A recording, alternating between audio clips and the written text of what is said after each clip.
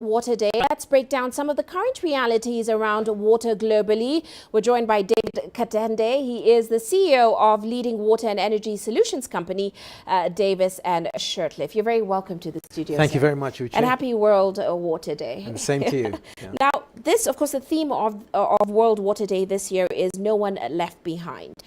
When we look at the stats from UNICEF and the WHO, I think, nearly 1 billion people today live without access to clean drinking water. So give me a sense of the scale of the problem. Yeah. It's for Africa, speaking for our continent, it's quite dire, because the truth of the matter is that we tend to go from one extreme, like right now in Kenya and in the surrounding region, it is very, very dry. We've got some people who do not have enough water to drink, and then not very far from us, there's been this cyclone that has got people who have so much water around them, they just do not know what to do. And so what tends to happen is we go from one extreme of not having enough water to having too much water and then just not being well prepared. So it is, I think in many parts of Africa, it's like 60% of the people do not have access to clean, potable water within easy reach. And that is a serious problem. Yeah, it is a serious problem. And of course, your company, it does deal with water solutions, especially in East and Central Africa. So give me a sense of what your thoughts are on what needs to be done, especially to ensure that everyone has access to clean water. And of course, how we're handling some of these huge challenges on the continent right now. Well, Davis and Shirtliff is actually an old company. We're over 70 years old. And we have represented products from Europe for many, many years, companies like Grundfos and Pedrolo, European brands. But we also have our own brand called Shirtliff. And that is something that we have recently introduced, which is much more pocket friendly. And I think one of the issues that people face is that sometimes you need equipment that is affordable and that does the job efficiently. Water is very, very precious, and we all need to value it more. Those who are fairly privileged need to appreciate it, and I personally don't think that water should be given for free. I know there are some such situations where people are absolutely desperate and they just need to be given the water, but generally the point I'm making is that it is a precious, precious commodity, and we cannot afford to waste even a drop. And so in finding solutions, we tend to point fingers at the government and saying they haven't done this and they haven't done that. But what about you and me, Uche? Have we been storing water when it's plentifully available and then utilizing it as well as we can, not wasting it, recycling it, reusing it, and eliminating waste? Right. Those are some of the most important things that everyone needs to be Very quickly, you did talk about a product you have. Yes. How does that work? Okay. Well, we have water pumps that are used to just take water from one place to another, and most recently we're using a lot of solar energy. And I must tell you something, the best kept secret is many people think that solar solutions are expensive, but actually the cost of the solar module or the solar panel has come down. It has halved and halved again in the last 10 years, and so it is much more affordable than it used to be. So some of the solutions we're using now are solar powered borehole pumps to take water out of the ground, and then we're using water treatment equipment just to cleanse the waters, to remove things like fluoride and floating suspended solids in the water to make it more affordable.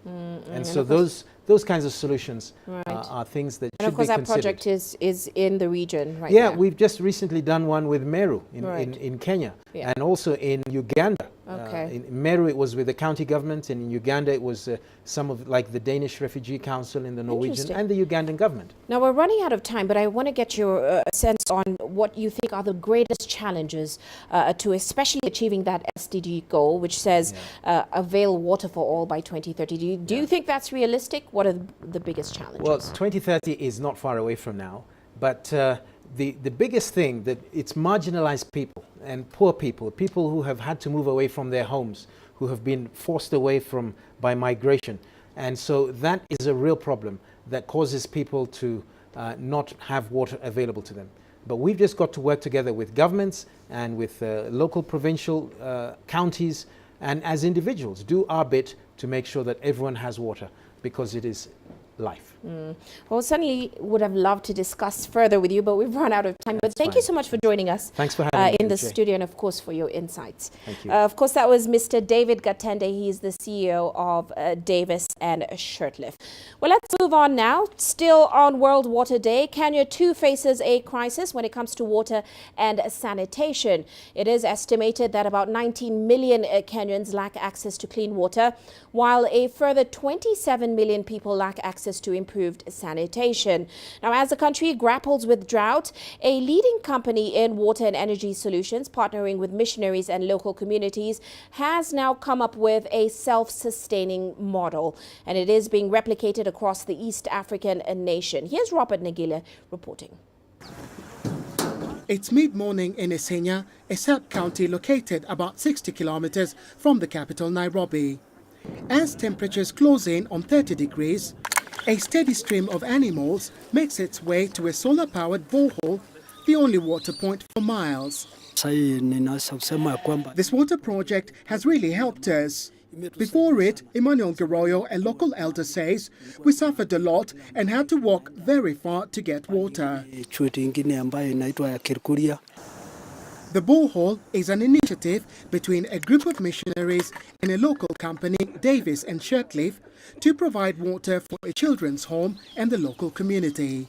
We all decided to do a 220-meter borehole here at Joy Divine Isinya, and eventually we were able to put up now a proper facility that not only supports our program, because we also want to be a self-sustaining program. We want to do agriculture, poultry, just ways and means that we can generate enough food for our program and also to support the community. Set up in late 2018 at a cost of $35,000, it provides about 5,000 liters of water an hour and serves about 1,000 animals daily, powered by solar panels and fully automated. Now, one of the things we looked at when we were thinking about this project was sustainability, and the second one was impact. And you look around, you see how dry it is, and so the immediate need was water. For anything to happen here, they had to have water, and it needed to be something sustainable as well. The Maasai community who live in the area depend on pastoralism for their livelihood. Before the water project, some herders walked more than 20 kilometers in search of water. The impact of this water project on the local community cannot be understated. There's an ongoing drought in Kenya at the moment, affecting 13 counties, including this one. But locals say, as a result of the water project, they've hardly felt it. Since the water came, the issue of drought in the area is in the past. Our animals have enough water, and so do our homes.